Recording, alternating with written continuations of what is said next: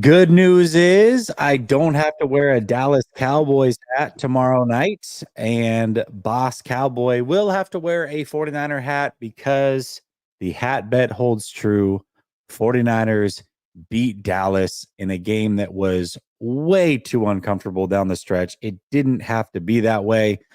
Got David with me tonight. We're going to break it all down next.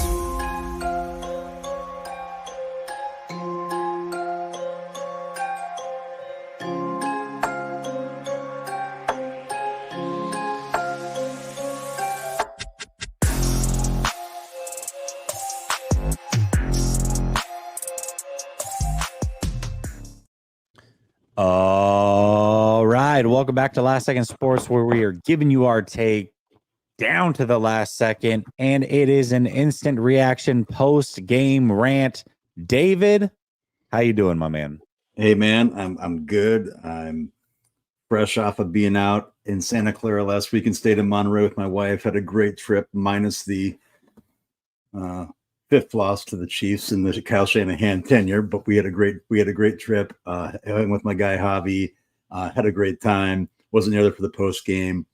Ready to talk ball here. I think we got a lot to get through.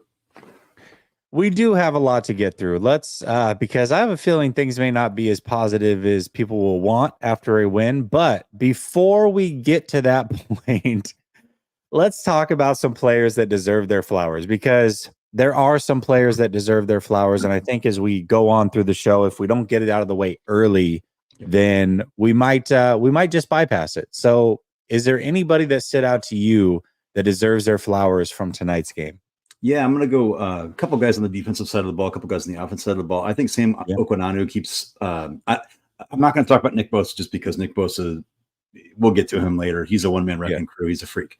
Sam Okwananu has just another one of those guys who's brought into service when Kyle was forced to put him in, and he's just done nothing but show out. And then, of course, Diamador Lenore. You got to pay him all the money, and I think, from what we've been told too, like there's talk about him being content to bet on himself. I think Diamador Lenore knows what he can do. And that interception today, I mean, it wasn't a great throw by Dak. And I just got done talking about in the game that a lot of interceptions that DBs get, particularly safeties, are usually quarterbacks making really bad decisions. That one was just Demo going up, getting the ball, body control, making sure he stays in bounds. Unreal. And he's done this before. So yeah. And then on the, we'll talk more about that too. Offensive side of the ball, got to talk about Ricky Pearsall and Isaac Guerrero, two rookies that I really felt like Ricky got reps. He was able to show what he can do. When Debo went out, you saw flashes of what that speed and what he can do in the backfield. He did that at Florida. He did that at Arizona State.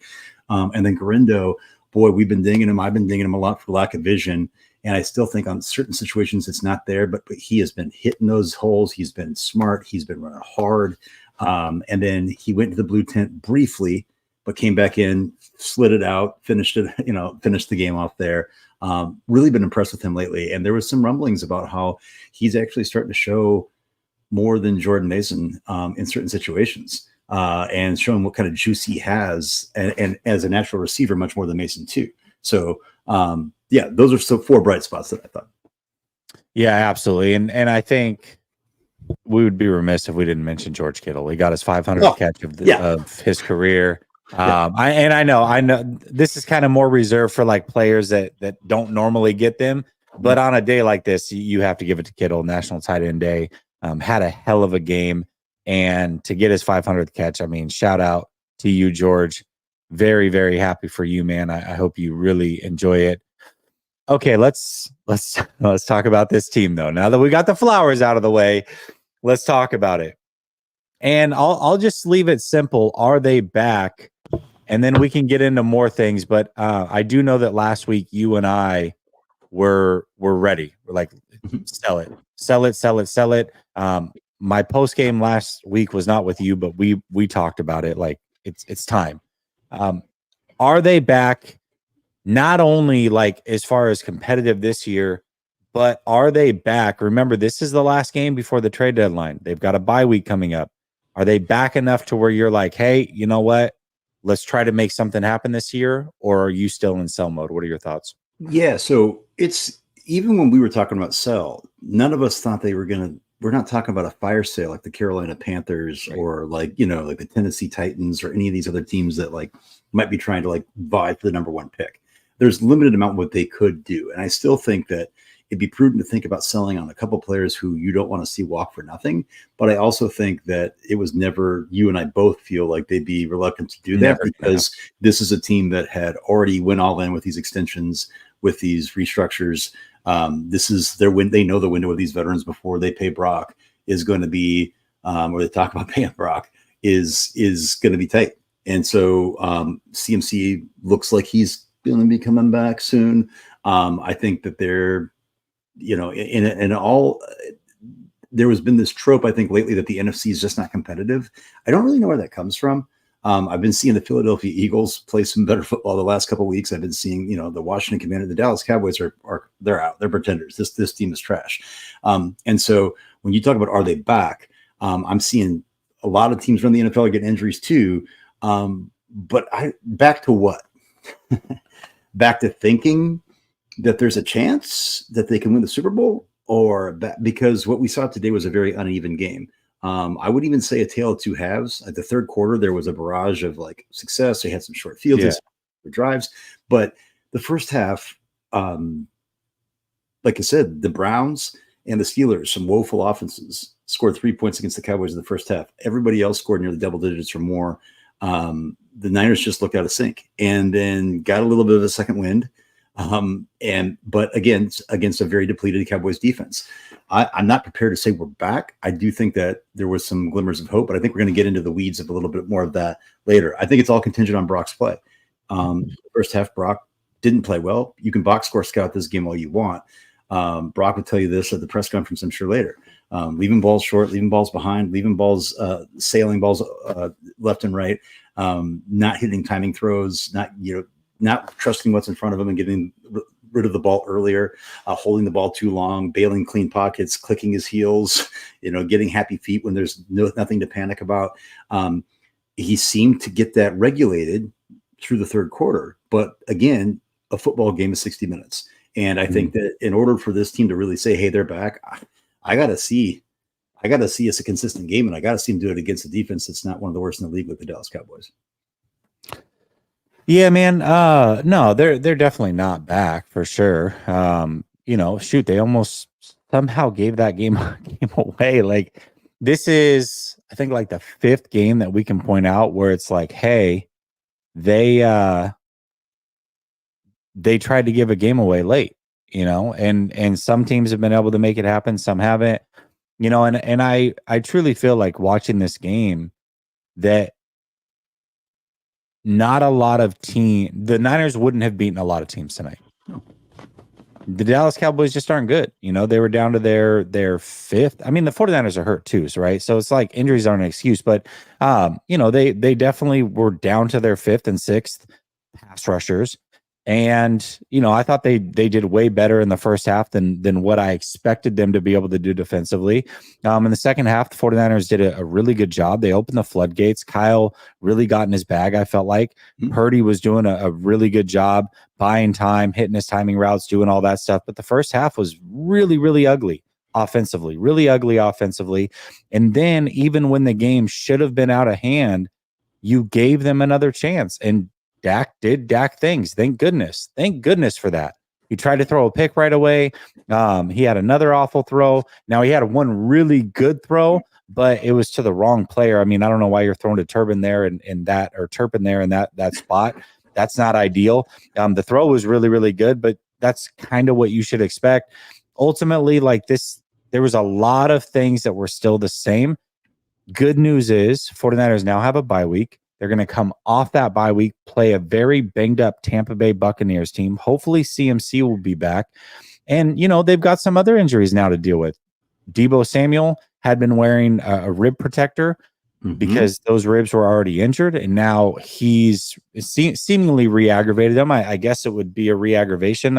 Who knows? Maybe he hurt the other side, but his ribs are now hurt. Mason's shoulder acted up again. So, yeah, I mean, there's a lot of things that are still moving parts with this team. I said it last week, and I knew it would happen. They're going to beat Dallas.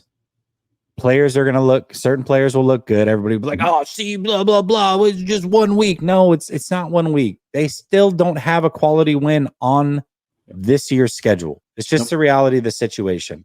And this is the thing we've seen. Okay, that Jets win is really the Jets and the Patriots wins. Okay, those two teams had a mid-off today, and they're both 2-6. Okay, those are the two most decisive victories that the 49ers have had this season.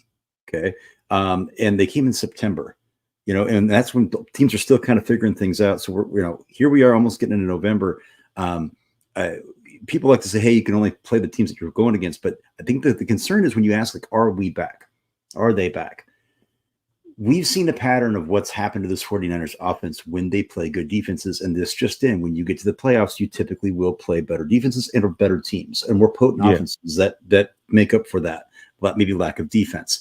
That is my concern. That you knew, Jesse, you predicted this. I think you said 27-17. It ended up being like 30-24. It's about right in that range.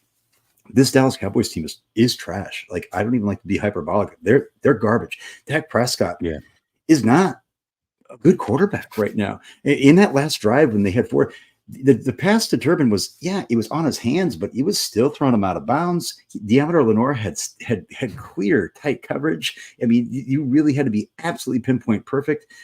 His touchdowns to CeeDee Lamb were wide ass open. WAO, right? The tweets. Like, I mean, honestly, like these were things where the defenses had busted coverages or getting a little bit lax in those situations.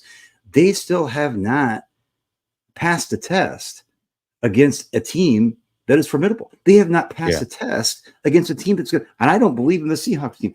I don't think they've beaten a playoff team yet. And so we have to see that. Now, can they do it? Can they recover? Absolutely. We've seen them do it. They've got the talent.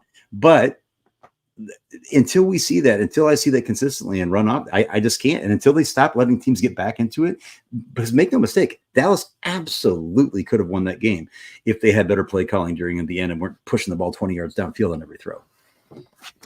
Yeah, absolutely. And I can see it in the chat. People are like, oh, just enjoy the win. Listen, they beat the Cowboys. I'm happy that I'm happy they beat the Cowboys. I really am. But this season is much more than just beating the Cowboys. Nobody thought, as bad as the season had been going at times, that they were going to lose to the Cowboys. Nobody thought that.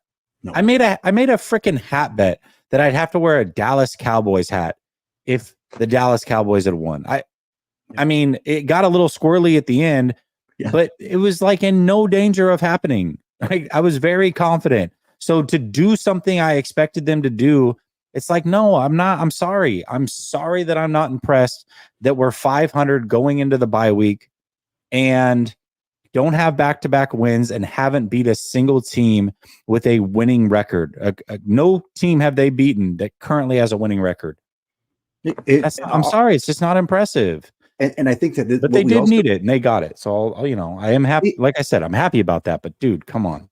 Of course, we're happy with the 49ers. We love when our team wins. I think this idea that it's within the context of not only the past 30 years and how long it's been, but also the pattern that we've seen of like getting close and being bridesmaids. But then this idea, like I think it's been going on. Hey, they started slow before, and then look what's happening. Well, look what's happened. They stumble through playoffs. They lay an egg in the Super Bowl. Like, again, the thing that's most troubling to me was it looked like they were going to put their feet on their throat and just take it out, right? And I think you even called it. There was a thing where you thought, hey, I could see Kyle maybe trying to get a touchdown for Ricky Pearsall, and I don't know if that's what that was, but I felt like the deep upside left sideline. Yeah, I did. Puts in pre-snap motion, and he's going there, but then Brock bailed a clean pocket to his right for whatever reason, and Kyle was frustrated.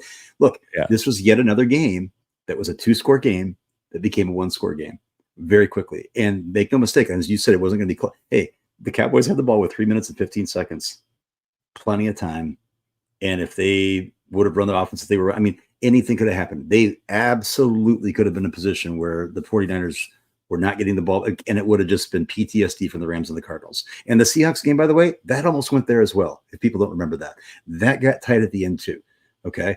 And so these are the kind of things where it's like piecing a 60-minute game together. We've yet to see it. And I don't count the Patriots game, I'm sorry, against Jacoby Brissett and the worst offensive line in the NFL. Yeah, for sure.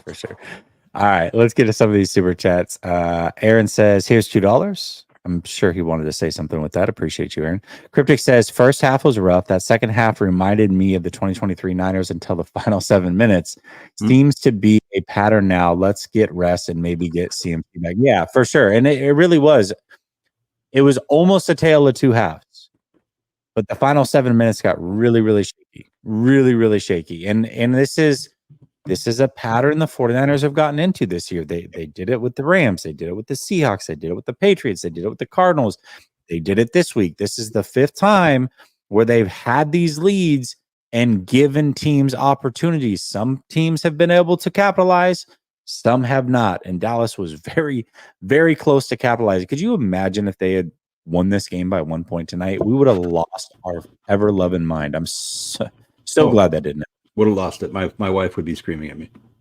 Yeah, it would have been bad. Matt says Tig helped CD get open on a TD twice. Yeah, man, like wide open, so bad, wide open.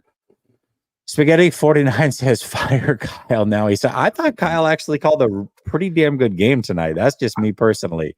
I did too. And I think everybody's like, hey, you got to run the ball out. It's like, hey, guys, like you're in personnel where there's things open. This is how you actually run the ball out by like not because we've seen it 3rd and 2. You don't always pick up the yards, right? Like it's okay to pass on 3rd and 2. I don't always agree with that. I actually thought Kyle was scheming guys open all night. And in the first half, I mean, let's be real, guys. Deebo Samuel, there was nothing but green grass in front of him. And he'll tell you that after the game, he had to stop, reach back. It became almost a contested catch. It basically was. Right. In something that he had 2 yards of separation, you put that in his hands, his acceleration, he's not getting touched. George, like there's just these things and then in the second half, we saw what you see what this offense looks like when you have a clean pocket. Pocket, you throw it to guys in stride. And we're just talking about middle of the field throws, guys. We're talking about like 10 air yards. Just hit him in the chest, wide open, no defenders near you.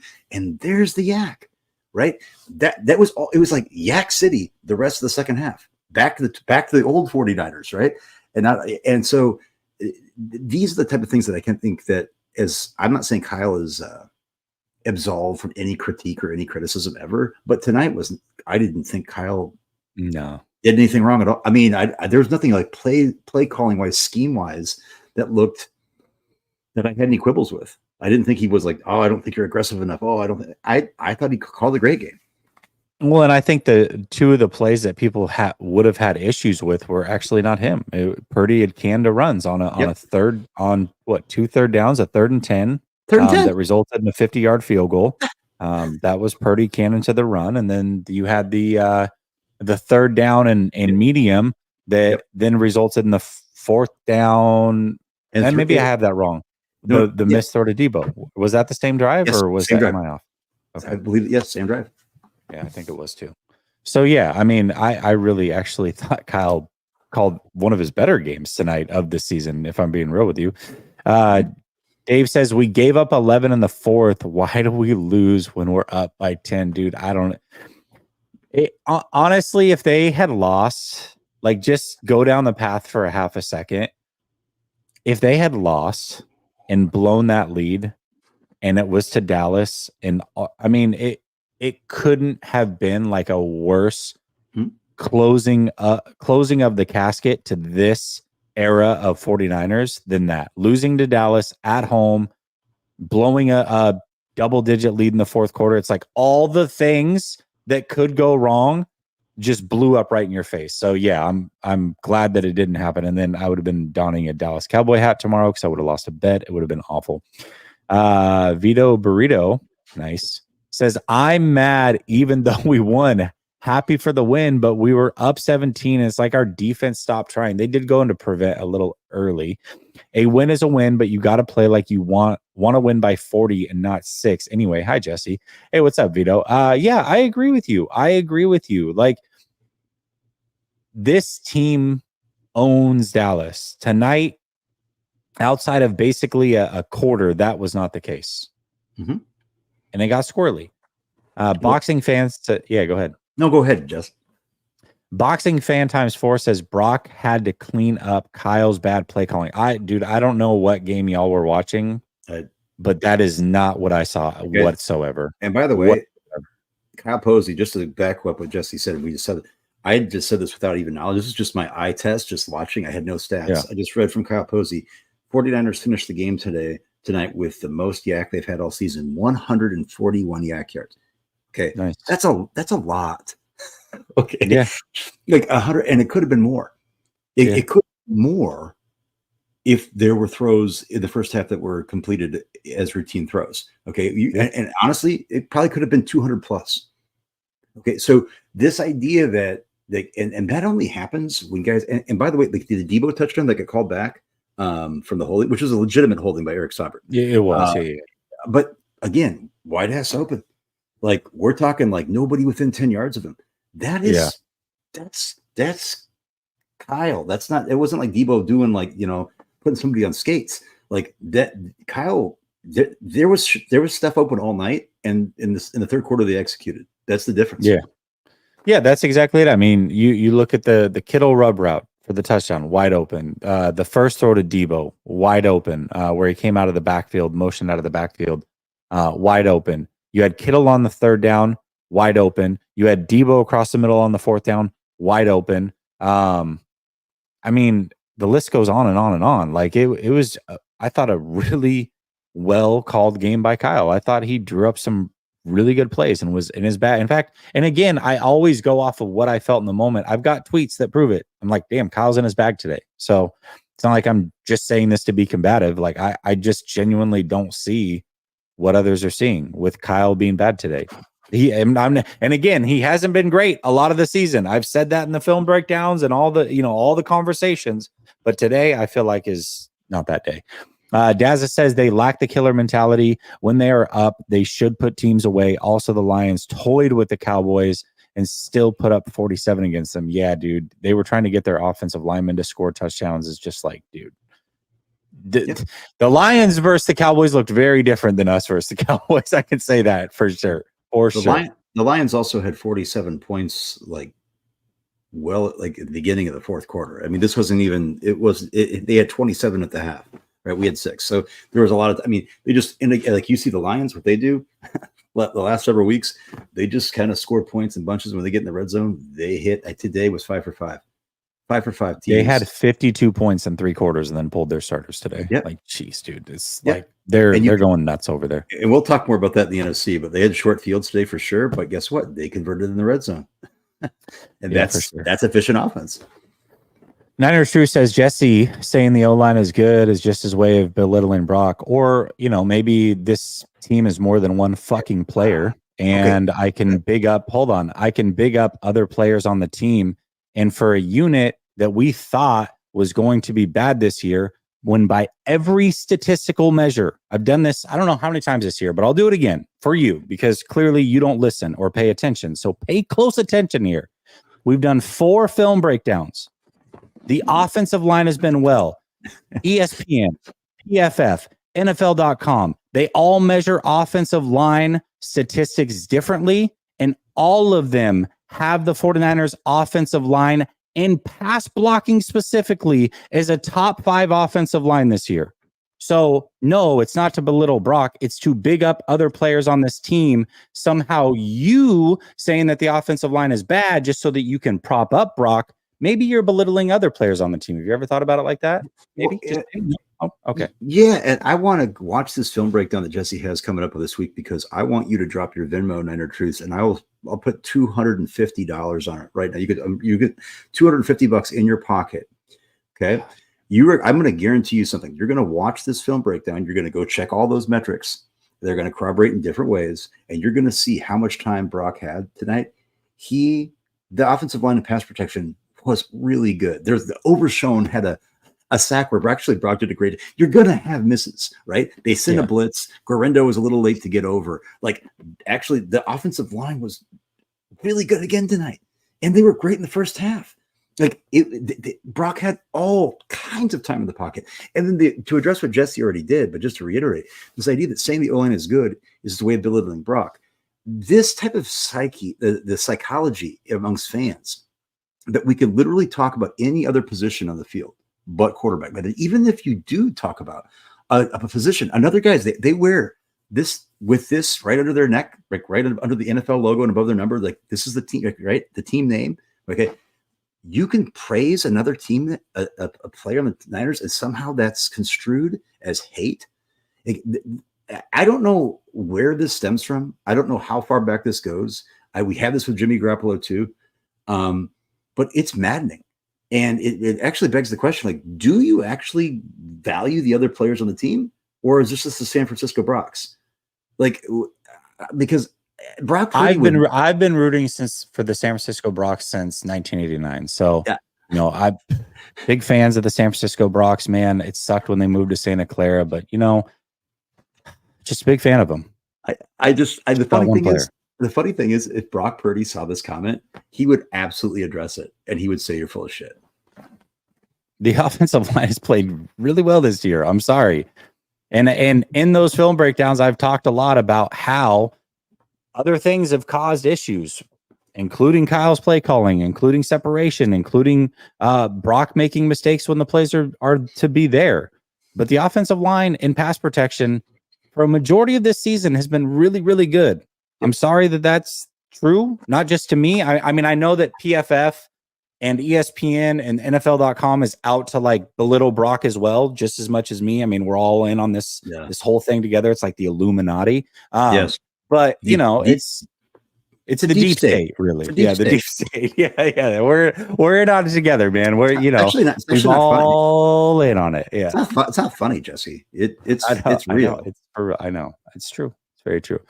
Dez says the Niners aren't in the class of the Lions right now. No, they aren't. But it's a long season. Anything can happen. I will acknowledge that. Dave says the Niners aren't close to the Lions, and Lyle still sucks. Okay. Lyle. Same ditto to the comment that I said right before that. Cryptic says, why do we refuse to run? It's like they didn't see what the Lions did and then realize they can run and get chunk yards. Is Mason and Garendo not good? A lot of that is schematics, though, too. They did do this whole 6 down lineman and, They did run, though. They ran 36 times, and they averaged over 6 yards a carry. Brock only they ran 26 very well. times. Like, it was a balanced attack. Yeah. No, they did. They ran well. Yeah. But early on, it was tough sledding at times. And, again, you do 6-man fronts. And I actually thought Kyle's adjustment at halftime of catching them in those fronts and then audibling out basically and like, hey, or giving the option for Purdy to audible out and then Purdy making good, can calls and switching over to that was genius, absolutely genius on both parts. So, those things happened as well. They caught him and gave him issues. And then Dallas had to get out of that front. And that's when they started gashing him in the run game. Matthew Sanders says, raise your hand if you felt safe when they were up by 10 in the fourth quarter. When they were up 17, I felt safe. When it got down to 10, not so much. They were up by 13. They were up, wasn't it? 17, wasn't it? They were up 17 in the beginning of the fourth quarter. And then it was 30-24 after it was 30 to 7. And then they went up 13. They were up to 13 again after they were up by 10. So it was like, that should be a comfortable lead after you've been shutting them down with one receiver on the team. It's CeeDee Lamb and the one guy that you just let get open by 15 yards. No Cap says, okay, then don't watch. Switch teams. What? No. Yeah. Okay. Because you told me to. Yeah, for sure. I got it, bro. I'll stop. Yo Stricken says, no CMC, Jennings, Debo, Ayuk, Mason, yet complaining is weird, man. Okay, hold up. Debo didn't play all game? When Debo didn't play today, I guess. George Kittle didn't play either. He's only like 4th now all time in 49ers receiving receptions. He's a schlub. He's washed. Okay, but also, guys, can I just Brock Purdy got what was it? 4th in MVP voting last year. Mm-hmm. Okay, and I like Brock. I actually like Brock a lot. This idea that like, okay, you're gonna pay him $60 million, like that's like MVP money. So you got an MVP quarterback. You got Debo Samuel. You got Ricky Pearsall was drafted in the first round. That's a first-round receiver.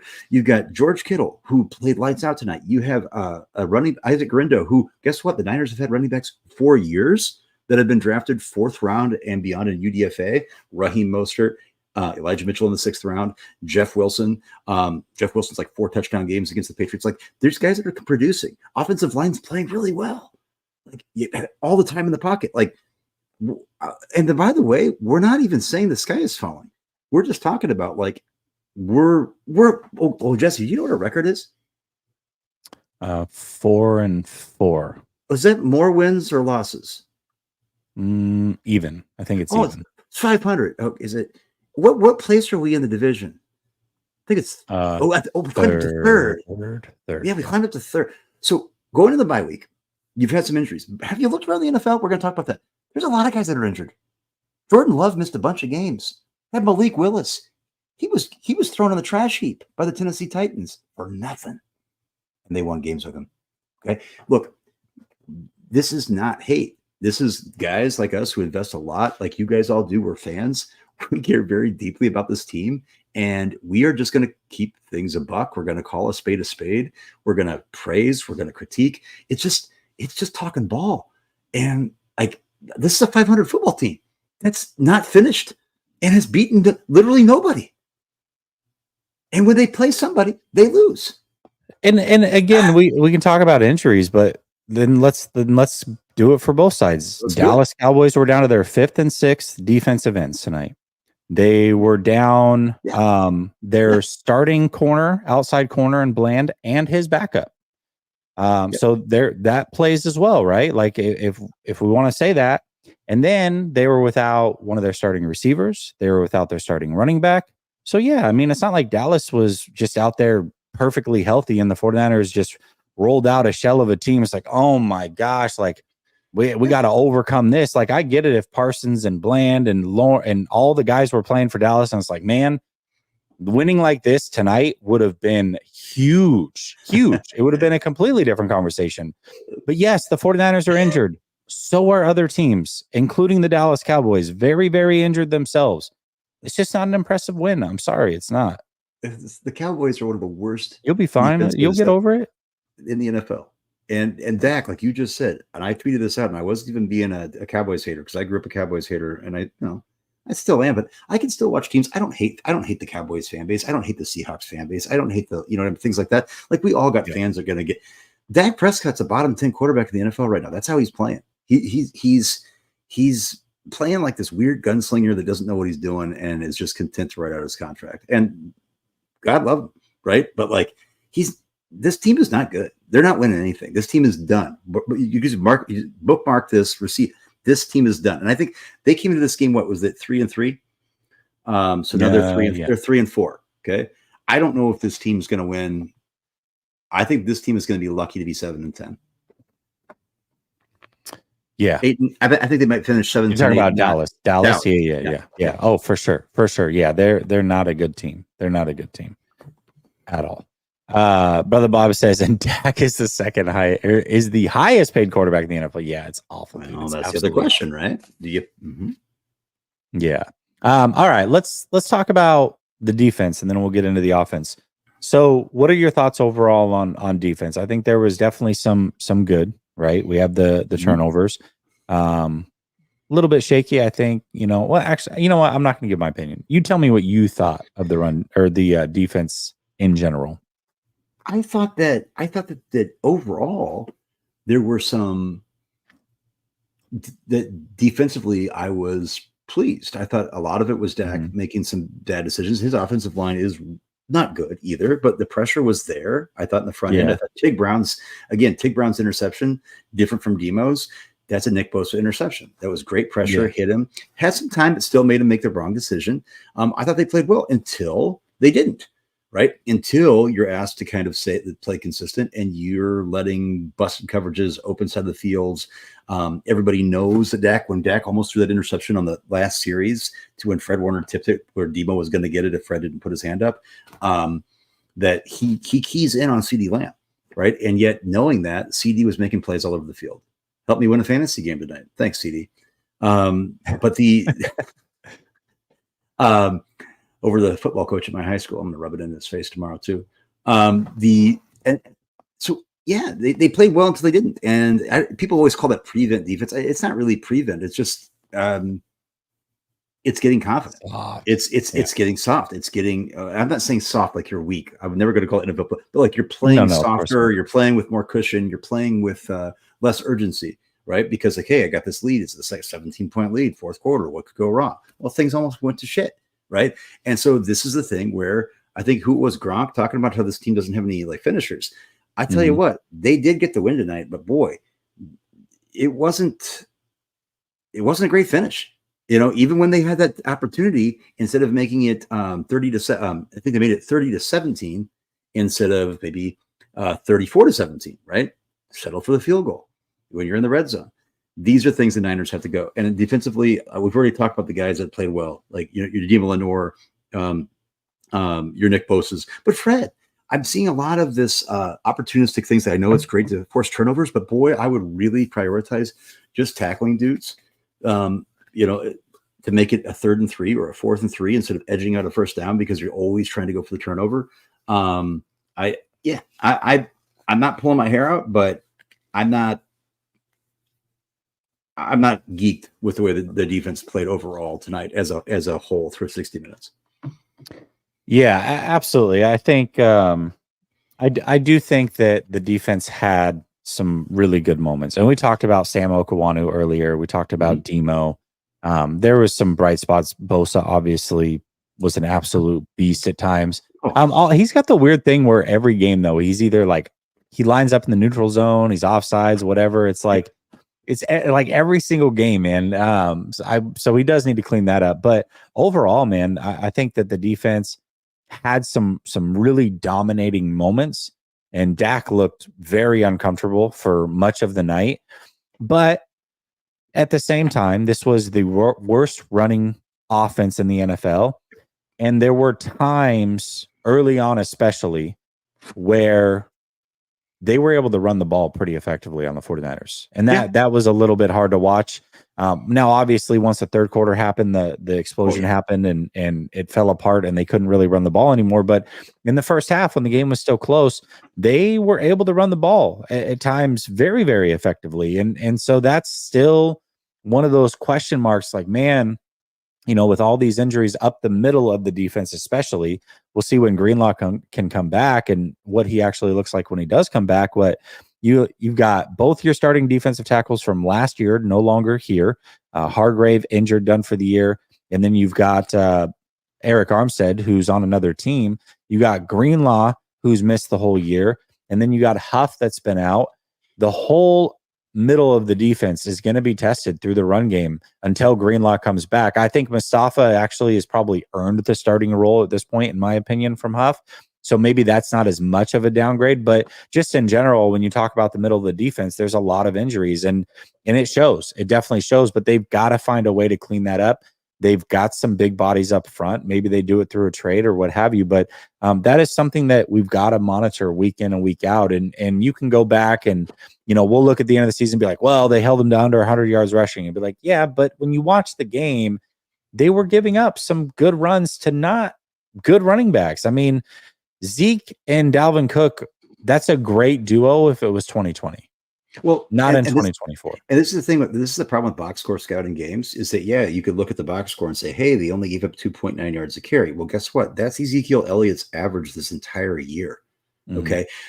Zeke Elliott, if this wasn't a good vibes, like, hey, it's a reunion with the Cowboys, I don't know many teams that would give him run. Dalvin Cook, you had all of the dudes. Tom Pelissero is from Minnesota, so he's carrying water for him. Elite edition. 6 carries for 12 yards, right? Hunter Lupke. I mean, my God, like, what is this? Dak, the quarterback, who's not doing anything with his legs anymore, or even he's not even trying anymore. Okay. So this is one of the worst rushing. It might be, I couldn't remember. I think it is the worst rushing offense in the NFL. And so you can't really glean any or extrapolate anything from that. You're just hitting shock with what they've been doing against every team in the NFL this year. And so there were those times, though, where you're biting up chunks at the middle that were extending plays or putting them in a situation where they were getting first down on second down. They didn't have as many third down opportunities, but they had as many first downs as the 49ers did the entire game. So, it's one of those games where you look at this and it's like there's not a lot to necessarily take from it that until you start to have the bar be a better team. Yeah, absolutely. But yeah, there was definitely some bright spots on defense for sure. Z4900. I don't wear jerseys. I just don't. But I'll take a Brock Purdy shirt for sure. You can hit me up. You can email me. I'll send you my my address and you can or my PO box and you can mail me a shirt. I'll definitely rock that. But I'm not a jersey guy. It's not my Jesse not says my I'm thing. sending you my PO box. I'm not letting you know where I live. Yeah, well, listen, I'm not going to just give my address out. Like, here, how about I'll just give my address out right here? Yeah. Thomas says, is Jordan Mason, Elijah Mitchell 2.0? We can't catch a break with injury prone backs. Yeah, I mean, I don't know that he's not injury prone, but this is what happens, man. This is why you don't pay the running back position, at this level. This is why you draft him in abundance. This is why you don't draft him high. I mean, this is why the running back position, outside of a few guys, has really kind of gone this route. It's the NFL, man. It really is. And then the shelf life when you do get a good one is not very long. So it does. It definitely sucks. Hopefully, CMC is able to come back. Garendo looks really good. And then that will buy Mason all the time he needs. And then hopefully he can be back fully healthy by the playoffs, assuming they can make it. And they can have a hell of a 1-2-3 punch, really. Dave Barclay says, Jesse, Lyle is responsible for last 7-2. I don't understand what you mean by that, to be honest with you. Official BNA Music says, great teams put bad teams out of their misery. For sure. But I don't know that we just came in and knocked them clean out the way that we should have. Brother Bob says, Kyle Levy did well versus a crappy Dallas defense without Parsons. For sure. The play calling was good, though. Dave Barclay says, last 7 minutes, fire Kyle Levy before more losses. It's not going to happen. It's not going to happen, Dave. Cryptic says, I like the few plays Pearsall made. Might be too soon, but he might have more burst than Debo on those end arounds. Yeah, I mean, sure. I think any way that you can get him the ball is really cool. And I think him playing as basically your third wide receiver, the slot guy who you can motion, that's where you want to get him. You want to get him to where you can get him off the line of scrimmage so he doesn't get pressed into an oblivion, and allow him to go in motion, get him free releases. That's where Ricky Pearsall can be a really, really good player, I believe. He's just not your true X like people thought when he was drafted. Dave says, you keep saying wide open. What is the Cowboys defensive rank? For sure. But that's why I'm also not super happy about this win. I mean, I'm sorry. B Cruisin says, even though we won, still doesn't feel convinced that this team will go far this year. I agree with you. I got to see more. Jason says we need to pay Demo whatever he wants. He's a hell of a player, man. He really is. Oregon Duck as well. Heard they might be first place in the nation right now. That's pretty cool. Dazza says Brock seems indecisive this year, holds the ball for too long, and makes brain explosion plays like the near pick tonight. Listen, you can't say anything bad about Brock. I blame the offensive line. I blame Kyle. I think it was a full moon. Anything but Brock. He's untouchable. So Brother Bob says, watch your language, Jesse. Brock equals mid. Dude, you're going to get the mob to come after you. Stop. Dave says, oh, shoot, Jesse is in his bag. I've been disagreeing tonight, but you know where I come from, Jess. Love you. Keep burning these guys to try to classify you or put you in a box. You're a gangster. I appreciate you, brother. Gangster. Dang. Yeah, gangster. Yo Stricken says, why is at Tommy Huxley a mod? He's calling viewers Tommy. Is that for real? I'll have to go back and check that. Definitely not a behavior that I want from any of my mods for sure. 808 Niner says Brock wasn't good. He managed the game in the third. That's all we need him to do. Finally, some slants and drags. Kyle set up Pearsall. Set up that Pearsall run all night. Yeah, he really, really did. In fact, let's take this opportunity to talk about the offense. What were your thoughts about the offense overall, Dave? Well, like I said, I think that overall that was lost in it is that Isaac Garendo really impressed me tonight, and he ripped off big runs when he needed to, and when he got that run, he didn't really have that run until into the second quarter because of Jordan Mason going out a little bit later in the first half. Look, I was content with what was there, and that's why I said when Brock can trust what he sees, what's in front of him. Sometimes I feel like Brock gets in his head, and he just brain farts. And he's like, okay, it's there. I've got too much time. and then he's starting to get happy feet. I'm just going to be real blunt with you. This is why we talk about Brock a lot. This offense will go as far as Brock goes. If Brock is playing confidently, if Brock is playing decisively, if Brock is doing what we've seen him do over the last year and a half before this, like this offense is really, really hard to beat, even without CMC, even without Brandon Ayuk. Like, I get that with the other guys we're talking. Those guys are elite pieces. Juwan Jennings is a great WR3, right? Like, these are players that really would make the team even more viable, more dangerous. I totally agree with you on that. And that being said, though, regardless if it's Ricky Pearsall, Jacob Cowing, Chris Conley, Eric Saubert, like when you have guys open and you've got Debo on a crosser, a routine timing MOF, middle of the field throw, right? And you're throwing it 2 feet behind his torso. So he's got to tip it with his finger, and people call that a drop. Those things can't happen to have a high functioning offense. So when you start tidying those up, that's what I said. 141 a yak, man. That's what we used to know the Niners to be. And I sometimes wish that they would kind of go back to those basics a little bit. But if Brock is not on his game with ball placement, it's harder for Kyle to dial that stuff up, right? And so that's what I will say about the offense. It really is up to Brock. If Brock can just play well, and by the way, the first half, we're not talking about dimes. We're not talking about.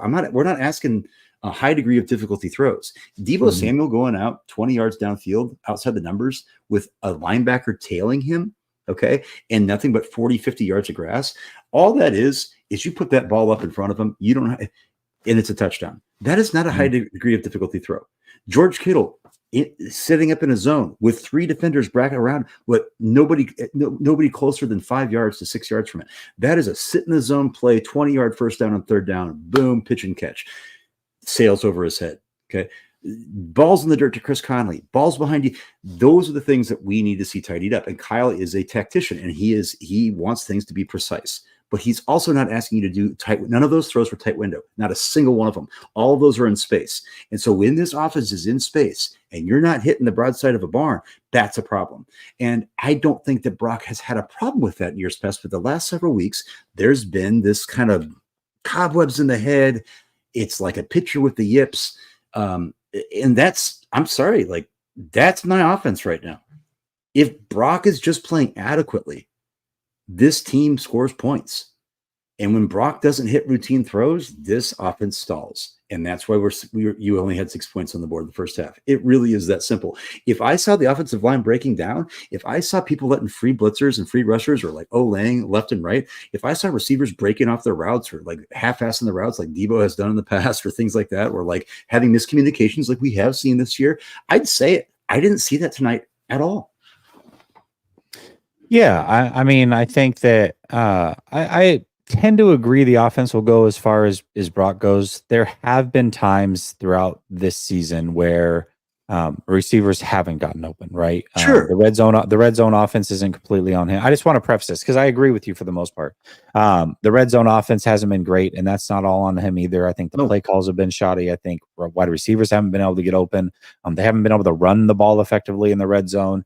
And then also, I think that there's been there's been drops when he's like last week. I thought was a great example. It's like, dude, he's clearly struggling, and you finally make a good throw, and you can kind of help him get his confidence, and then Ayuk has the drop. Horrible drop. So like things like that do happen as well. But I think tonight, when you look at it, the offense in the first half was anemic, and that was mostly because of Brock. He missed multiple throws where guys were wide open. He underthrew a ball that could have been a touchdown, which happened twice last week as well. He missed Kittle on the third down, the third down. Yep. He missed Debo on the fourth down.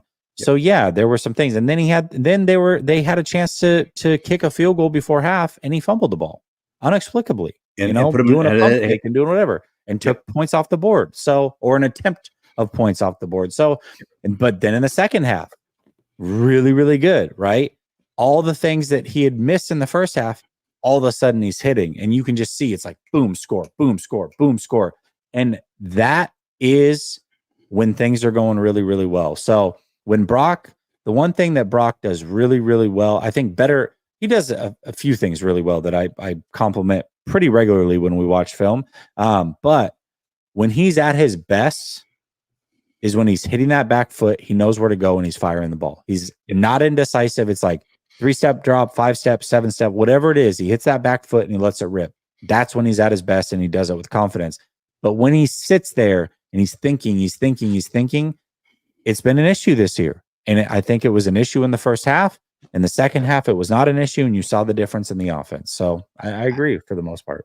And the reason why I said that is that if there were those things that we've seen throughout the year where it's not all on Brock all the time, I'm saying, though, that given the situation tonight, even in the second half, none of those throws were high degree of difficulty throws either. Now, what I like about Brock's game, what I want to see as a staple, is I like seeing him sometimes just decisively, I'm running.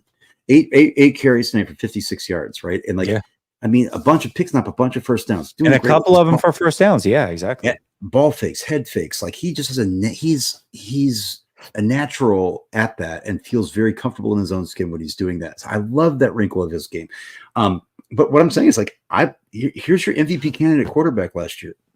I'm sorry, like, tonight, from what I've seen, I haven't watched the All-22, obviously. I haven't had time. We haven't got there yet. When we watch it, it's going to confirm and corroborate what I'm saying. You didn't have balls hitting guys in hands or hitting the chest and bounce it off of face masks and things like that. And there was not a single tight window throw the entire game. Not one, not a single one, right? And that's okay. That's not his fault either. That's the scheme of the way of going against the defense. But those are the ones that there just cannot be. There's just no room for error there, right? When it's schemed open, when you have time, when you're not getting hit, you have to make that's got to be 100% conversion rate. It's quarterbacks can be off, but like when we're talking about layups, you got to hit the layups. Yeah, for sure. And nobody's going to hit them 100% of the time. No. You're going to have one here or there, but you look at the last 2 weeks and there was, 5 or 6 where it's like, dude, what the hell? Yeah. You know what I mean? Like, what are we doing right here?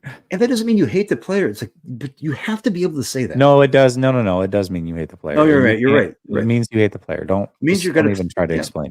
No, absolutely. I'm sorry. I'm going to tar and feather, bring him down. Yeah. Just it's burn him at the stake. Kilo TW says Niners. Say, here you go, Dak. And Dak says, nope, you guys keep it. Yeah, definitely. Dave says, Dave, I agree with all you say. Lyle still sucks. All right. Yo Stricken says, Debo 2 days off pneumonia and left with a rib injury. Mason left with an injury. Kittle out of sprained foot, missing their Hall of Fame running back. Wide receivers 1 and 3. Different team than the Super Bowl team. Yeah, for sure. Definitely a different team. 100%. We're not playing the Super Bowl team tonight. Brother Bob says, Barclay, laugh out loud. Almost called you, but you were too delayed. All right. Deza says, some fans want it both ways, comparing Brock to Mahomes and Allen, yet look what they do with inferior weapons to us. Brock Purdy right now is Baker Cousins love level, not $60 million. Even Goff is playing better. You're a hater. You're a hater. Can I get addressed? Because I think Dave makes a really no, this is Daz. It's a great point. Yeah. Like, you never have this conversation about like Khalil Shakir being the best, or even Keon Coleman's had a couple nice little games, but he had been pretty much, Ricky Pearsall, like in MIA, right? Ricky Pearsall, though, was been shot. Keon Coleman was in the game, right? Dalton Kincaid, I thought he'd be a target hog. He's kind of AWOL a lot of the time, right? Like, these weapons aren't there. Patrick Mahomes is down all of his weapons last week too, and nobody talked. We didn't sit there and make those excuses, right? These are the type of things that when you're an MVP caliber quarterback, like Brock was last year, number 4th in voting. Fans seem to think of it. $60 million seem to think that is. Then we can't worry when you still have the best tight end in the NFL. You have Deebo Samuel, who's making that big contract and is one of the best accelerators in space with yak odds, and running back stable that's always been there for Kyle. Mm-hmm. Raheem Mostert, UDFA, my guy. Like, it's like Jenny passed it 8 times in the NFC Championship game. This team, offensive line blocking well. Trent Williams, best tackle in the NFL. I don't know, man. I don't know.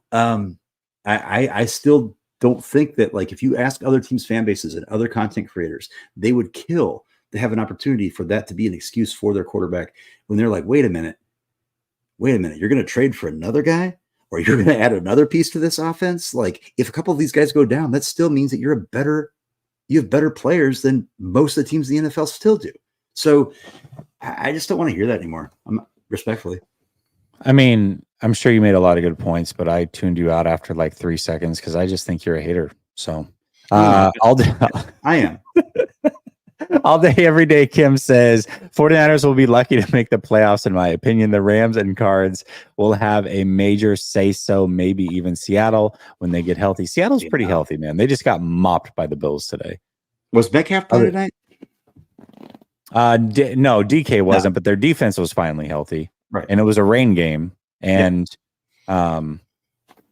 Josh Allen, who's really crappy, played good. I don't know how that happened, but he's no Brock, that's for sure. Well, he turns the ball. He turns the ball over way too. He threw an interception today. It was absolute. He did. Ridiculous. Egregious, bro. What is that? 1 in 8 games? Like, what are we doing? It's unbelievable. Scrub. Dave says, I do want to know why Lyle gives up 10-point leads often. He stops running the football. I mean, plain and simple. There are too many times where he stops running the football. That's like the common theme that you can get. And he just turtles up, I think, in a lot of those moments. It's just the reality of the situation.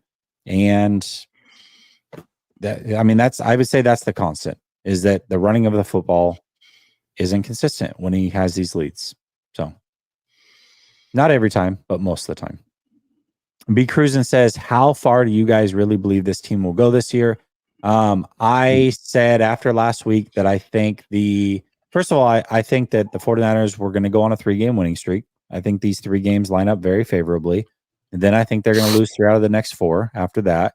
And then it'll come down to the final 4 games, and we'll see how those go. But I think the ceiling for this team is about 10 wins and a divisional round loss, I think right now. And I think the floor is obviously not making the playoffs. So, yeah, but I would say is the farthest they can go is divisional round right now, based off of what I'm seeing. And I think that would be generous based off the team we're seeing. But knowing that Greenlaw and CMC and maybe some other teams lose some players, which seems to be happening every week, you never know. But I think that's probably the ceiling this year.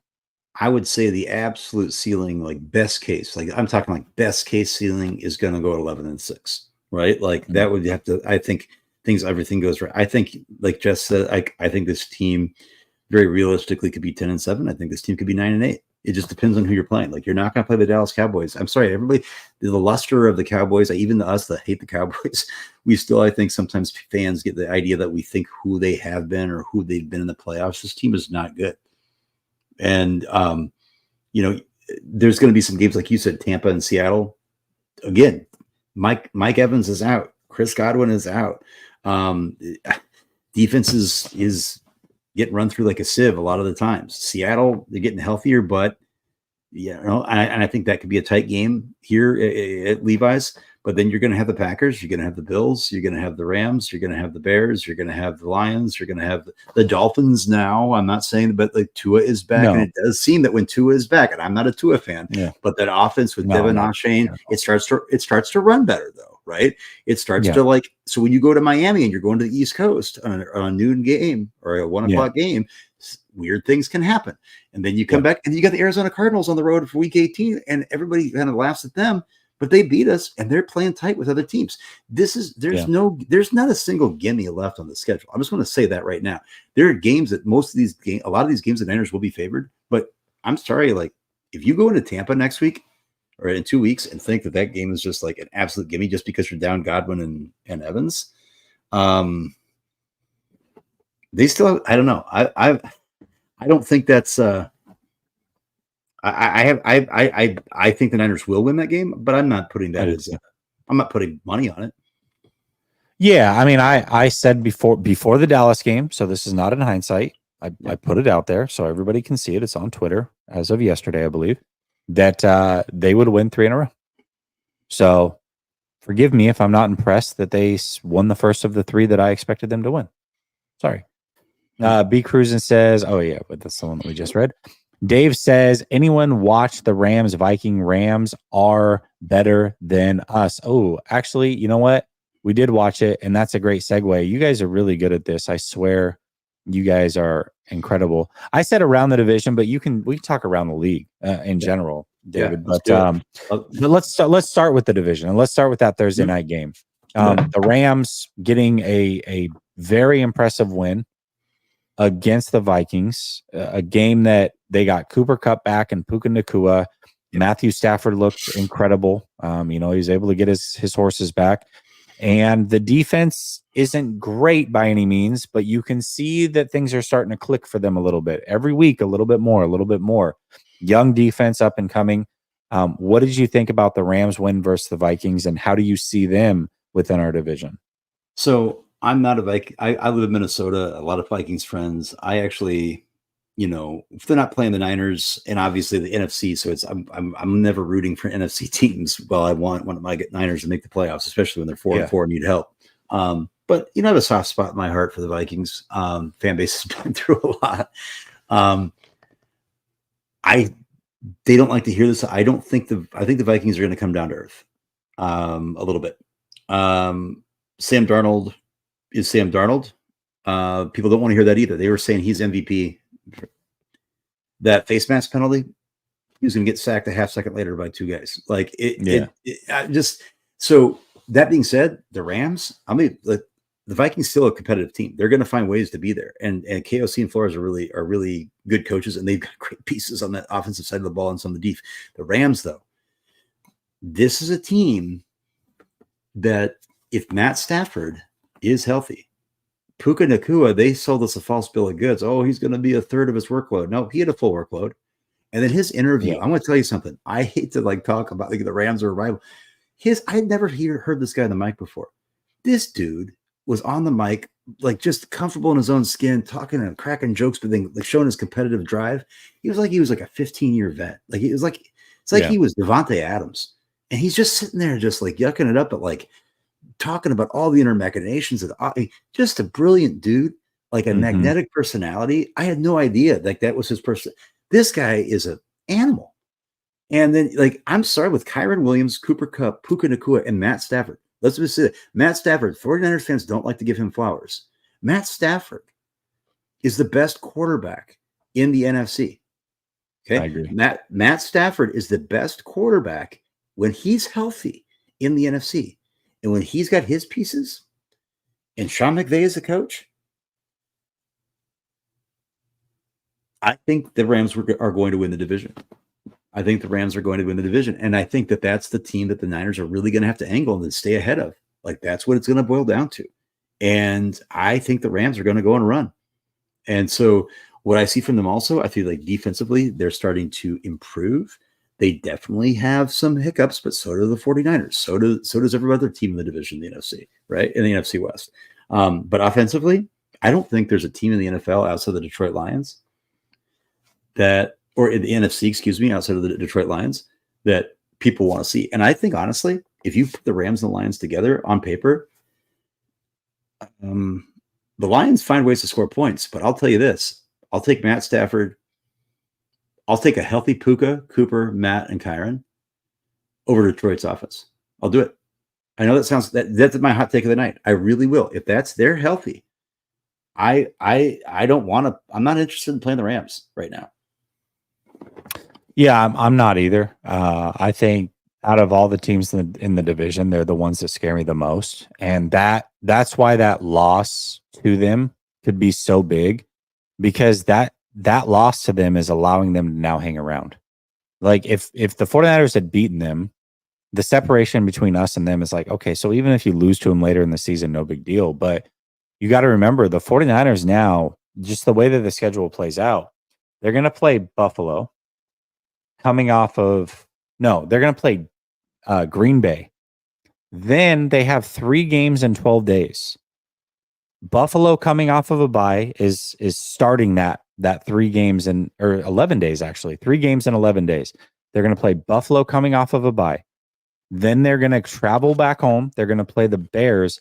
Then they're going to end that 3-game stretch in 11 days against the Rams for what could very well be the division on the line. That might be the decider of the division. So that's not a great place to be. Now, lucky you'll be at home, and we'll see how injuries are from here on out. Anything can happen. Every week it seems like I said, big players are going down. You just don't know what's going to happen. But man, if these two teams are relatively healthy, or as healthy as they're going to get based off the guys they've lost this year, the Rams are going to be a handful in that game. And that's going to be a really interesting game. They're the one team in this division, the only team really that actually does worry me. Let me roll through some games for the Rams coming up. Okay. Next week. That's a big game for them. But they're going to come off a mini bye, right? With the Thursday night game against the Vikings. They're good. Next Sunday, they're going to be in Seattle. Okay. That's a huge game for the division. The Rams win that. They're going to be in first place in the division. They're going to go to, then they come back home to play the Dolphins. They go to New England with a depleted team. They go back home for the Eagles and play Big Dom's baby boy, Nick Sirianni. They come back to, they go to the Saints, which is, they're just in shambles. Those are games right there where I'm looking at 1, 2, 3, 4. I think they can win all 5. I mean, let's say they win 4 of those 5, which I think is completely realistic. That puts them at 7-5 going into a home game with the Bills. And then on a short week after hosting the Bills, that's when they're going to the Niners. So let's say it's 7-6. Let's just say that. Yeah. And then you're going there. And then the Niners win the 3 that you think they're going to win, right? And they so they're at 6-4. Then let's say they lose, and they're at 6-6, right?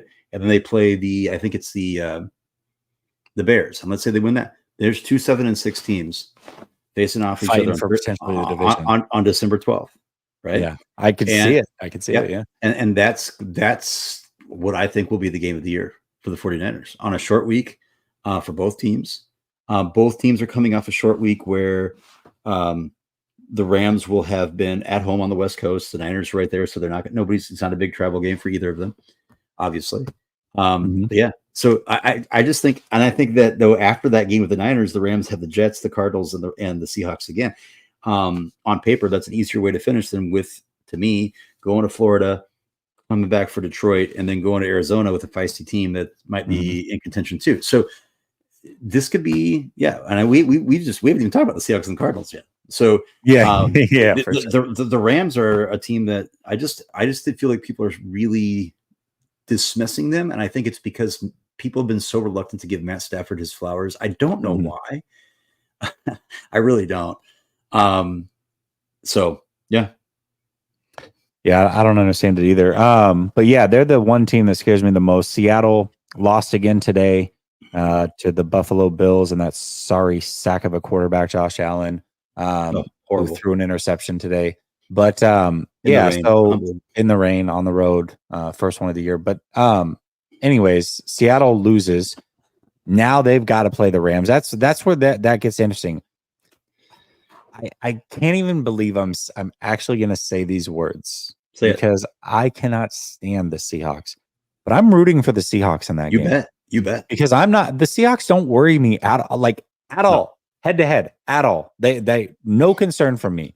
And I believe the 49ers in 2 weeks will be able to beat them. And that'll be all she wrote. They'll be 2-0 against Seattle.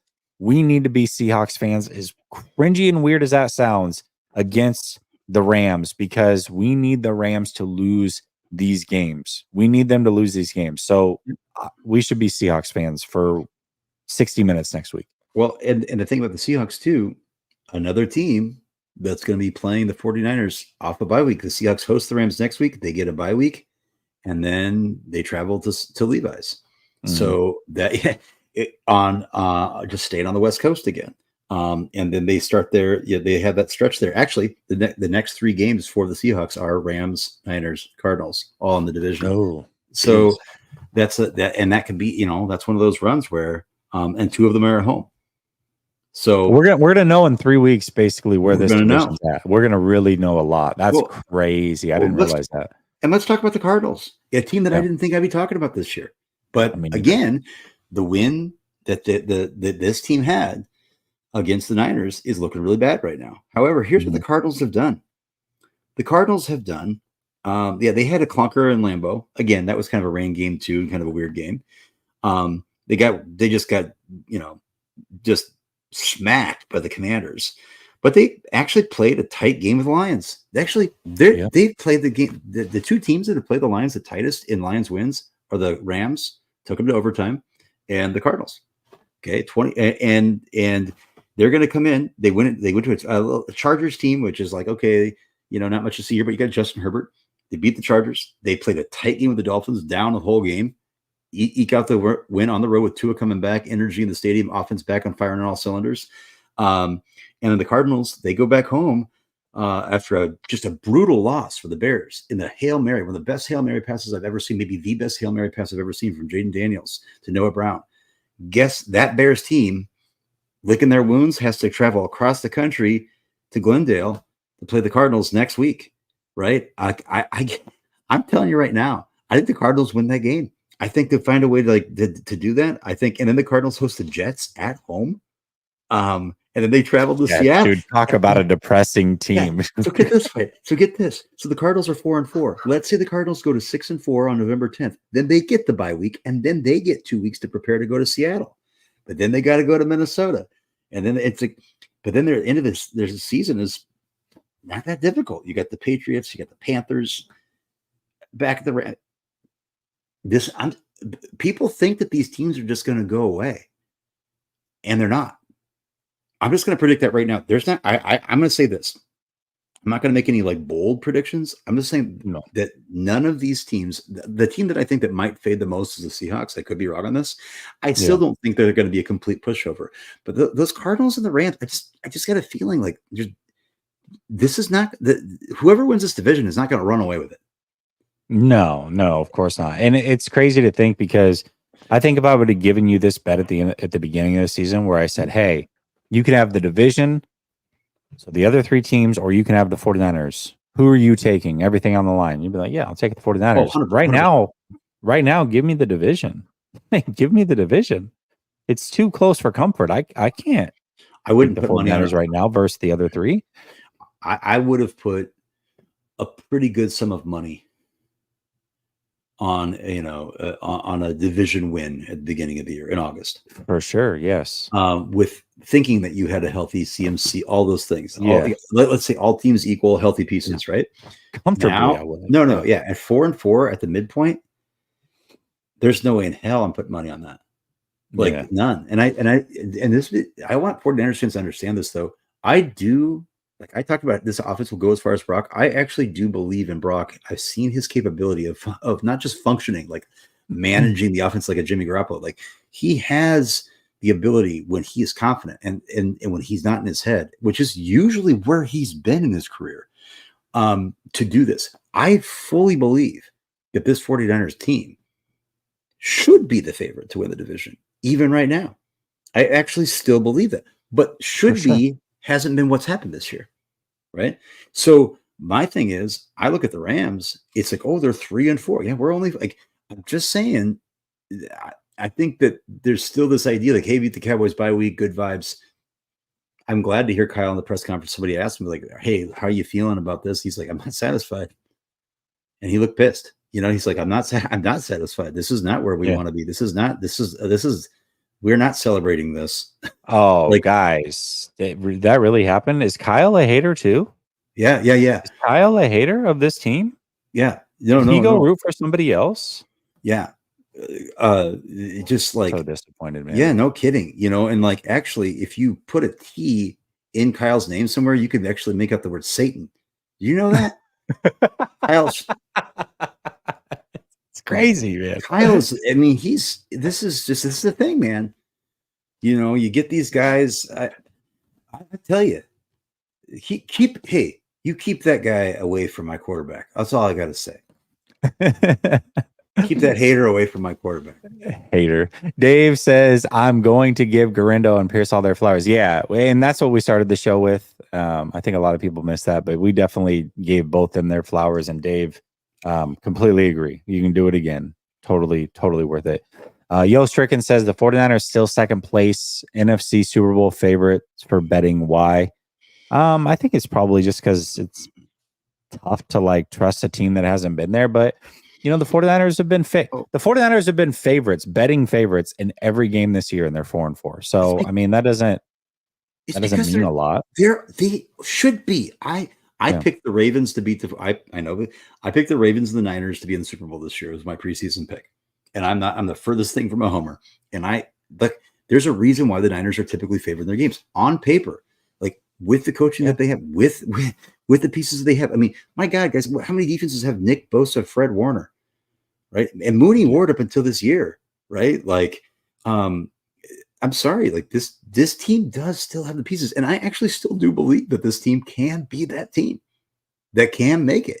But um, I also am a realist, and I believe that you need to see it happen. And until you see it happen, it's hard to like sit like. And you'll have all these homers, all these guys that not all the beat writers, some really good beat writers, but there's a lot of people like, oh, you weren't with them from the beginning, blah, blah, blah. Like guys, like you can say whatever you want, man, but I mean, 4-4 at the bye, like it'd be one thing if the division was just full of schmucks, complete schmucks, or if the NFC, like we talked about going around the division, go around the NFL. I mean, briefly, if we have time, go through the NFL. Who's in the NFC that's like just a complete schmuck? I saw the Commanders today on Jaden Daniels with his ribs struggling through and then throw a ball 62 air yards, right? Fighting through it and getting a win. I see the Philadelphia Eagles, who I can't stand the exterior. Guess what? Jalen Hurts starting to play better ball. AJ Brown's back. Devontae Smith's back. And Saquon Barkley, okay, didn't have him in the past, right? Offensive line still really solid. Like this team, defense is starting to gel a little bit better. They're playing better. The Cowboys suck. We get it. The Giants suck. We get it. But then you go to the North, Bears, competitive defense, and Caleb is I think, ascending. Vikings starting to come back down to earth, but still going to be tough as hell. The Lions, my God. The Packers, yes, down Jordan Love. That is concerning. But yet still a team that like finds a way to win. And then you got the Atlanta Falcons and Kirk Cousins, who 3 of the last 4 weeks has been lights out, right? The Tampa Bay Buccaneers are still going to be a feisty team. Yeah, and the Saints and Panthers aren't much. And then you got this division we just talked about. There's a bunch of teams in there that are fighting for the playoffs. This is not like it's gonna be tough. No, it is. And in fact, there's more teams fighting for the playoffs in the NFC than there are in the AFC. Like, so, like, I just, it's not going to be a walk in the park. I think after we lost last week, we were like 12th record-wise in the NFC. It's like, dude, that's just, whoa, what the heck, man? That's crazy. Yeah. That's crazy. Cryptic says, cowing as a returner scares me. He's always tripping. Why you be tripping? No, he does lose his footing a lot. That is actually very, very true. Dave says Sauber gave up 2 big plays to penalties. Yeah, man. That's so frustrating. So frustrating on some of those penalties. And it's what happens when you don't prioritize tight end 2. And when you tried to last year, you whiffed on Braden Willis and Cam Latu. Yeah. That's what happens when you whiff on those opportunities when you're drafting guys in the 3rd round. True. It's true. Brother Bob says, I was wrong about Garando. He wasn't a wasted pick. Yeah, I don't know how we can make a sweeping judgment on any player this early, good or bad. I mean, you just have to go game by game. And Garando, man, Garando's been awesome. He's been awesome. Really there was times at the beginning of the year that his vision was really, really bad. And like, and he still has times where he just like, if he has to run up the middle, he like runs down the back of an offensive lineman and gets tripped up. But if you just get him in space, man, he's super explosive. Yeah. Why does Lyle overuse Debo? He's not great. I will say this about Debo. I'll say this about Debo though. Tonight, again, if like I said, Brock hits him in stride, I firmly believe he's accelerating through. I thought he was hitting top speed. I thought he made some good plays. The thing about Debo is stop using him as a traditional running back. His best success behind the line of scrimmage was always as a decoy, was always in motion. It was not as an eye back. It was not as a guy that's like sitting out there, like, to the right of the quarterback, and these, always that element of surprise, the element of mystery about how he was going to be used is when he's successful with the ball in space, not as a pound the rock guy. Yeah, absolutely. And when you get him in the backfield and you can get him out in space, you can send him in motion, you can have him somehow get him matched up against a linebacker like they did on that play. That's beautiful. But you don't just want to line him up and hand the ball off to him. I don't like it. It's that is played out. It doesn't work anymore. It just doesn't work. And the next time it works will be the first time in like a whole year we've seen it actually work. So there we go. Brother Bob says, okay, Brock equals mid, but Dak equals trash. Dirty crap. Kyle Levy equals buns. Jeez, man. Going crazy over here. Dak is awful, bro. Good luck, Dallas. And Dave Barclay says, Brother Bob speaking facts and from the heart. And then he says, I'm for tar and feathering publicly. All right, fair enough. Dabuda says, or Dabuda probably says, Brock gonna Brock sooner or later. which way are you going with that? I'm curious. Debuda also says Ponder looks better than Brock right now. All right, chill out. Bill Rose says Brock balled out in the playoffs. Never forget. Did he ball out in the playoffs, or did he have? I think he had good timely play in the playoffs. He played well when he needed to, but ball out would insinuate that he just like balled out. I didn't see that. Dave says if it were a 10-point lead and not 17, we lose. Just saying. Yeah, that's probably true. Daza says, you know what most of the contenders have, really good offensive line. Jed wants to pay Brock Purdy $60 million, yet he won't invest in offensive line heavily. Sure would be nice to have Bo Limmer right now. Dave Barclay says, I see out loud when people write O-line, makes me laugh. Nice. And then he says, can the Niners lose to the bye? They might try to blow a 10-point lead. We'll see. Dazza says, does Kyle Shanahan lose to the bye in a 10-point lead? All right. Chill out, guys. Chill out. We do got to talk about this, and this is going to be something to monitor. And we'll talk about this on the way out. But Mason and Debo did get hurt in this game. Both re-aggravations, I believe, of old injuries. Debo with the ribs, Mason with the shoulder. This will be something to monitor as they come out of the bye week. If CMC plays, then Debo will be much more important than Mason. But if he's not able to play, then Mason also becomes very, very important. And with a shoulder separation issue, you got to imagine this is something that might linger all season, especially if he has to play coming out of the bye week. So just something to pay attention to as we get into the bye week. Yeah, I think that what I fear, I think this Mason stuff, I don't know. Are we certain what it was? Was it his shoulder again? They did say shoulder, yeah. Okay. They said, okay. Yeah. So that's concerning. And I'm not really blaming Kyle so much like at all on this. I mean, it's just the options were limited, especially when Garindo was struggling to kind of pick up his responsibilities as a runner initially in the season. But Brock, there's a reason why Jordan Mason was through the first 5 games the leading rusher in Niners history for his first 5 starts. He had a lot of carries and a lot of touches. And now that he's going to be shelved, I do think, knowing Kyle, he's going to want to get CMC back as soon as possible. I think because really, what do you have? You have Garindo and you have Patrick Taylor. Tonight, the only active running backs outside of like Juszczyk and then using Debo, right, were Patrick Taylor and Isaac Garindo. I think that might be something that I would look for actually at the trade deadline, is that the Niners may make not a splash, obviously, but I could see them trying to add a depth piece in that room. And I actually think that if they're, trying to stay viable, I think it's probably prudent, right?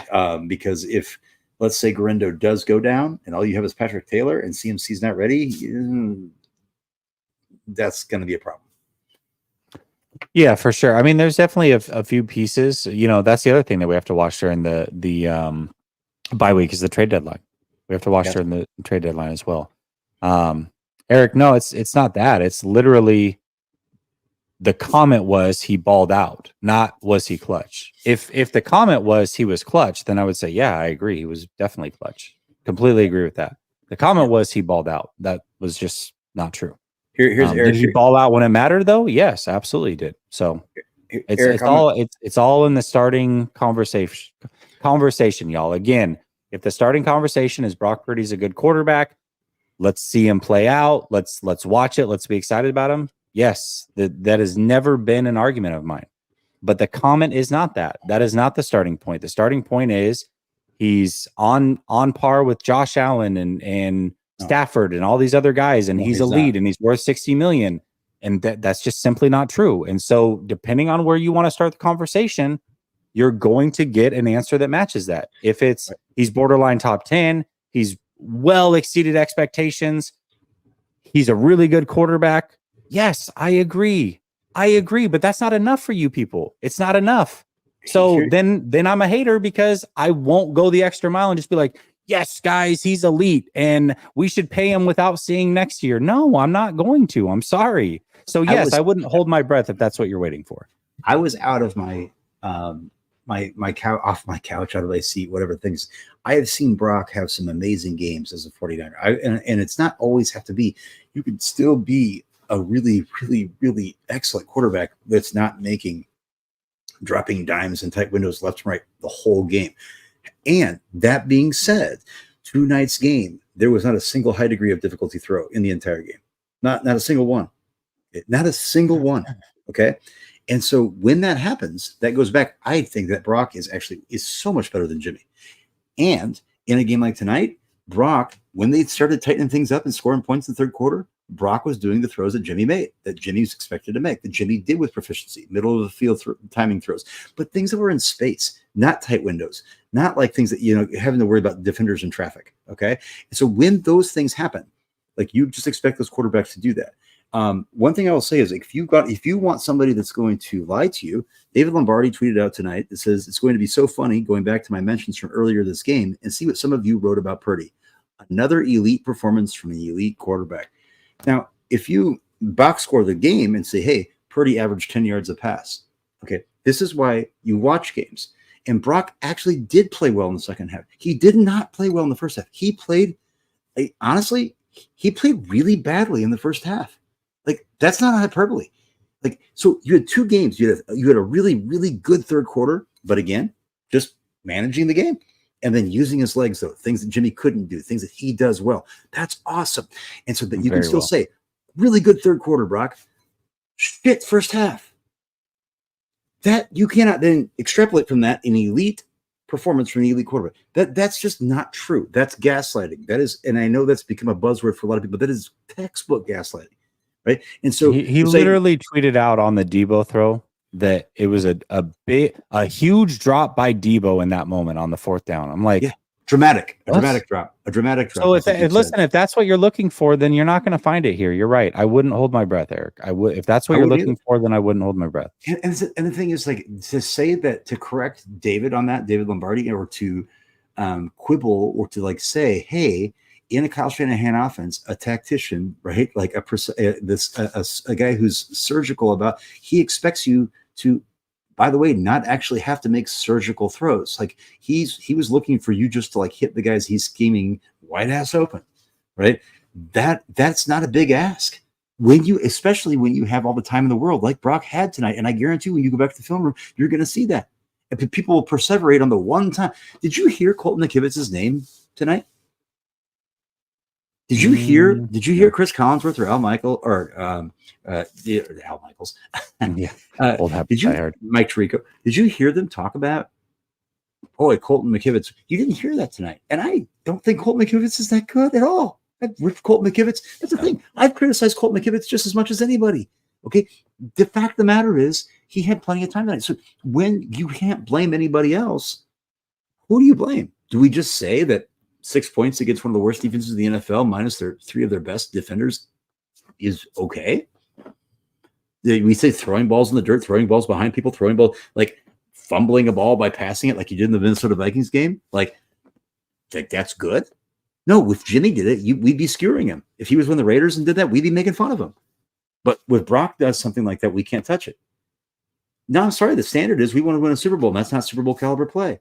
And it doesn't mean that you're throwing them out with the bathwater. But like, if you can't even talk about that when it happens, well, all we can do is praise. Guys, come on now. That's the way it is, man. So I don't make the rules. Spidey's G says, Jesse, did you know that was the first 49ers one possession win in the regular season since week 2 of 2023? Does that stat concern you? Concern, no. But it does beg the question, like, is a team battle tested when the playoffs ultimately come around for those inevitable tight moment games? You're going to get those games. Like, that's most of what the playoffs usually is. Now, last year it proved that they were pretty battle tested. This year, I don't know about this team. It is a different team. You've got different players, different injuries, different things to overcome. We'll see. We'll see how battle tested this team is, because right now they haven't beaten a good team. And they have given opportunities for 5 of these teams to get back in games, and some have taken advantage of it. So is like the stat itself concerning? No, but is the play of this team concerning? Yeah, I would say so. Dave says, "You people." What do you mean, you people? And as it says, if you're going to pay Brock Purdy elite quarterback money, 60 plus million, he should be analyzed at that level. His stats the last 12 games since, 13 now, since the Ravens game have been mid. Yeah, I mean, he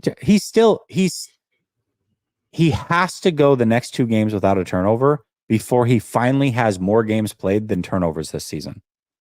I'm sorry, but if that's Geno Smith or Josh Allen you guys are talking about it.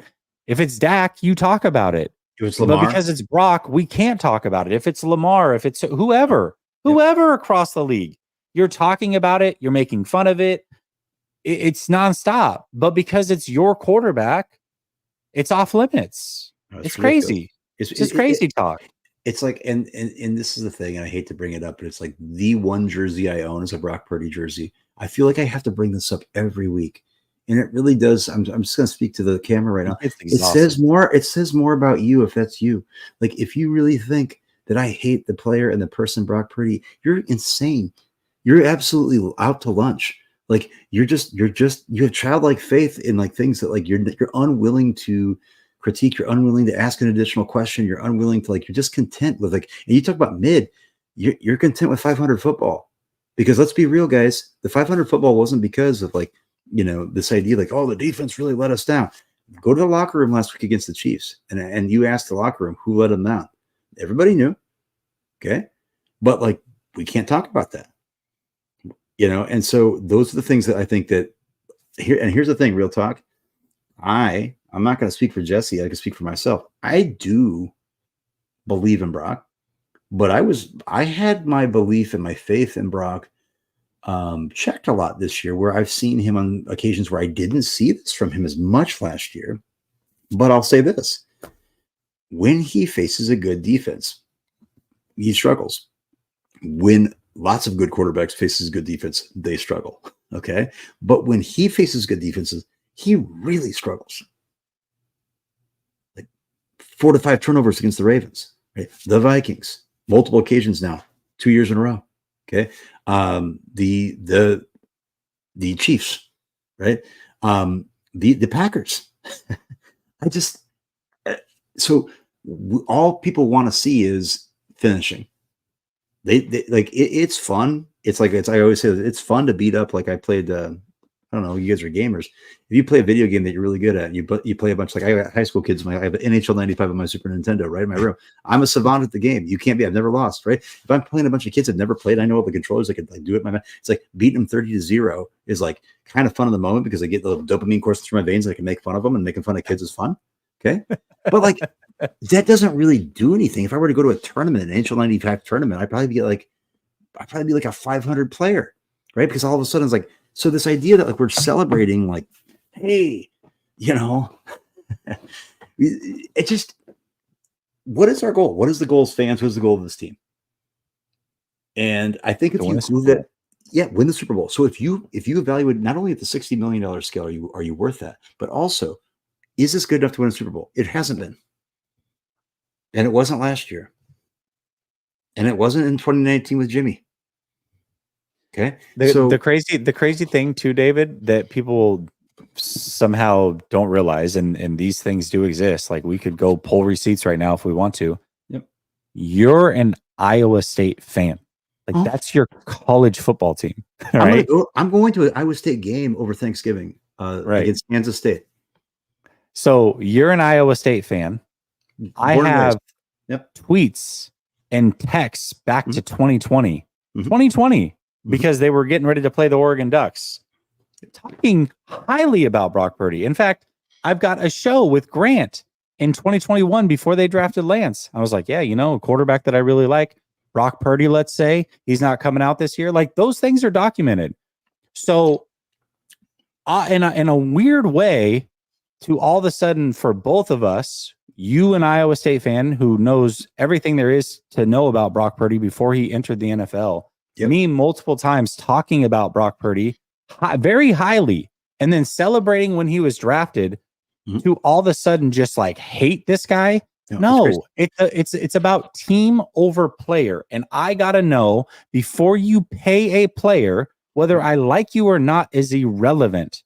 I want the 49ers to be winners long term.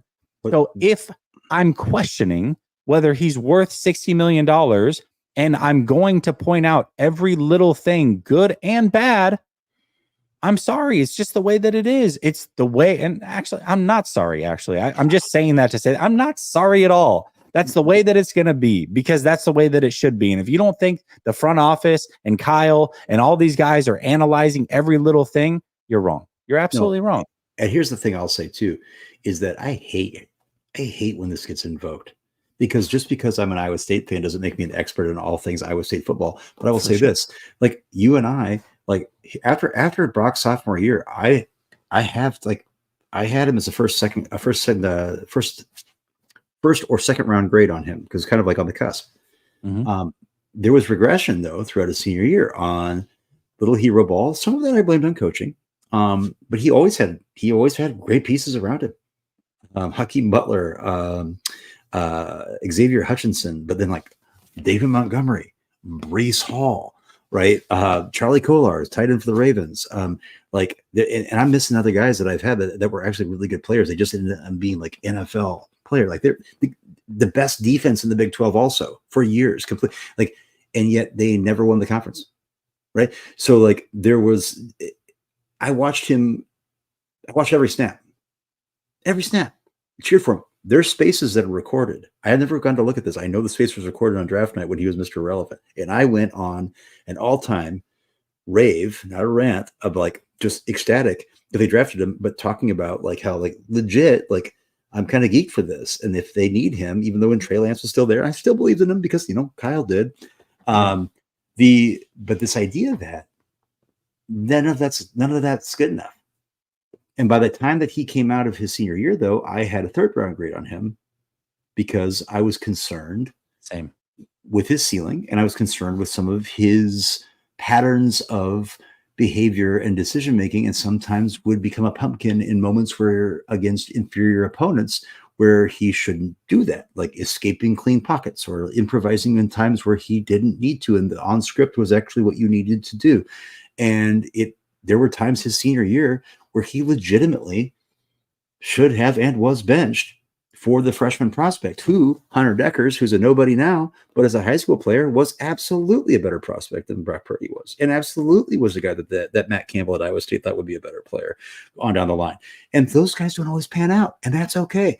The bottom line is, guys, like Jesse and I aren't saying that we're experts, but like we're guys that actually paid attention to Brock and have been paying attention to Brock since way before he was a 49er. And there's so many people that didn't even know who he was, didn't even know he was in the draft process. Did you Brock Purdy, like pretty good, like, seriously? And then all of a sudden, it's like people acted like they'd been like in this corner known as family, bought hot tubs at his parents' hot tub business in Arizona. It's like, it's unreal.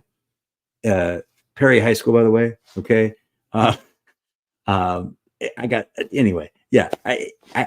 There's nobody that wants, like, I don't think many people. Jay Descaro, one of my buddies. There's a couple of Brian Kleins on Twitter. There's a couple of guys I know. There's only a handful of all the thousands of people I've met, like on Twitter. There's only a handful of people that were like dyed in the wool, like Iowa State fans and Niners fans. Okay, that like I interact with a lot. So there's nobody right now that I guarantee or see like this more than me that wants to see Brock Purdy succeed. Like, can you imagine? Like, you're like, because Iowa State is not exactly a farm for like elite NFL players, although there's been a couple guys lately, right? You know how much I would love to see him hoist a Lombardi as a Niners and Cyclones fan. Are you kidding me? So like, but you do know that I don't hesitate at all. The fact that I don't hesitate to like talk about or analyze just basic quarterback play. If I can do that, why is it so hard for other people who I don't understand it. I don't get it. And I hate that I even have to, like, I feel like every few months I got to go through and explain this whole thing. Like, I don't. Hey, the idiot here. I know I like Trey, so it's like a sin to have liked Trey Lance. I get that. But the idiot here, the idiot was tweeting about the quarterback that you all love 2.5 years before you knew he existed. The idiot here. Remember that.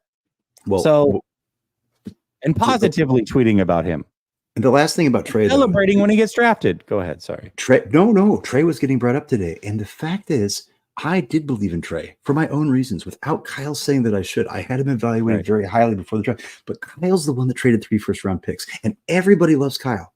And you can't question and you can't do anything. But like, oh my God, people will pile on. And even the David Lombardis and the Larry Krugers, the guys that said they wanted to draft Trey, they will sit there and pile on you for saying positive things about Trey. And even though Kyle did too, and Kyle started him over Jimmy and Brock, even though like none of that matters. None of that matters. What were the haters? Yeah. It matters what we say, but not that guy that actually runs things for your team that traded the 3 first-round picks. Like, he gets no flack for it at all because he traded him for a 4th rounder at some point. Like, gee, many Christmas, guys. Come on. I'm sorry I'm sorry I trusted in Kyle for it, guys. I'm sorry. My bad. GTC Real says Brock's not elite. Lombardi's a bootlicker. Okay. Anthony says, I hope Brock doesn't want 60 million mid. Okay. Thank you guys for the super chats. Adam Man says first downs were marked short. Challenge the spot.